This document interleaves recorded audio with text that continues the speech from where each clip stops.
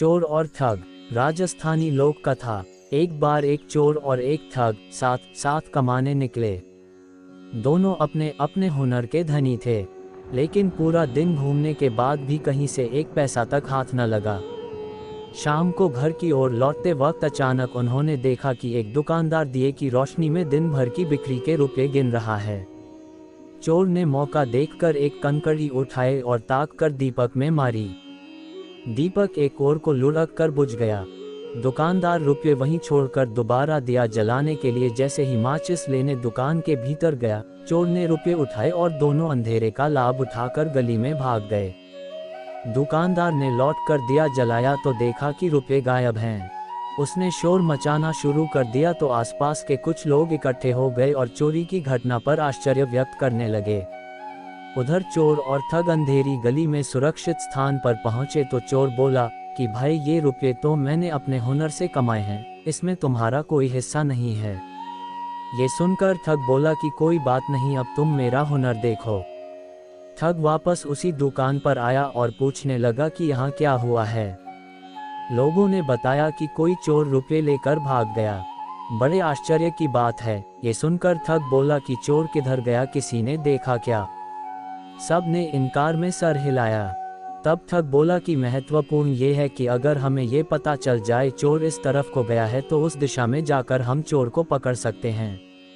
अगर सेठ जी चाहें तो हम चोरी की घटना दोहराकर चोर के जाने की दिशा का पता लगा सकते हैं।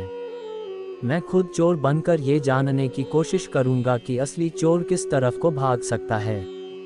लोगों के कहने पर दुकानदार चोरी की घटना दोहराने पर तैयार हो गया। जो लोग वहां खड़े थे वो भी कुछ दूर जाकर खड़े हो गए। सेठ ने कुछ और रुपये मंगवाए और फिर से उसी तरह से गिनने लगा जैसे चोरी के पहले गिन रहा था। ठग चोर बनकर आया और उसने दिए में कंकड़ी मारी तो दीपक बुझ गया।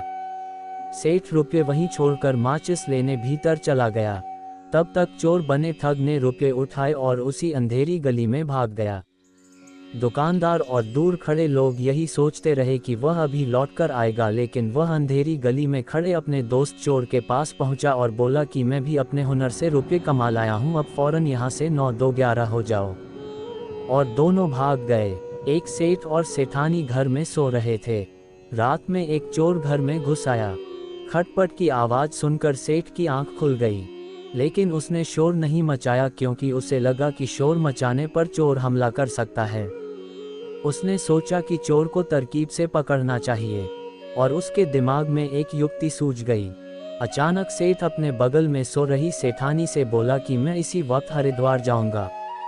सेठ की आवाज़ सुनकर चोर फौरन अंधेरे में एक खंभे से चिपक कर खड़ा हो गया। उधर सेठानी झुंझला कर सेठ से बोली कि आधी रात को कौन हरिद्वार जाता है, सुबह चले जाना। लेकिन सेठ ने हट पकड़ लिया। वह उठकर पलंग पर बैठ गया और कहने लगा कि जाऊंगा जाऊंगा और अभी जाऊंगा, देखता हूँ मुझे कौन रोकता है। अब तो सेठानी को भी गुस्सा आ गया। वह भी उठकर खड़ी हो गई और बोली कि मैं रोकूंगी तुम्हारी पत्नी। 7 फेरे लेकर इस घर में आई हूँ, कोई मजाक नहीं है। सेठ बोला अपने फेरे उधेड़ ले, लेकिन मैं तो जाऊंगा हरिद्वार अभी के अभी। इस पर सेठानी बोली कि फेरे कैसे उधेड़े जा सकते हैं।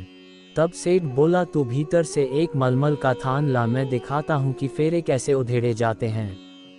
सेठानी भी तुरंत गुस्से में भीतर चली गई और एक मलमल का थान ले आई। सेठ ने थान का सिरा खुद पकड़ा और दूसरा सेठानी को पकाया और बात करता हुआ उसी खंबे के पास पहुंच गया जिससे चोर चिपक कर खड़ा हुआ था। सेठ बोला कि आधी रात को अब यहाँ मंडप तो है नहीं, तू एक काम कर, इस खंभे की एक दिशा में परिक्रमा लगा, दूसरी में मैं लगाता हूँ, फेरे उधर जाएंगे। अब तक सेठानी भी समझ चुकी थी कि सेठ ये सब नाटक चोर को पकड़ने के लिए कर रहा है। दोनों ने चोर की तरफ से अनजान बनते हुए मलमल का थान पकड़कर खंभे की परिक्रमा लगानी शुरू की और पूरा कपड़ा खंभे से कसकर लपेट दिया। चोर बेचारा अपने आप ही जका गया।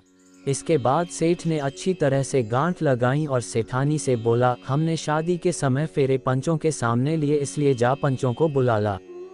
सेठानी जाकर पड़ोसियों को बुला लाए। पड़ोसी भी हैरान कि आधी रात को सेठ को न जाने क्या सूझी है।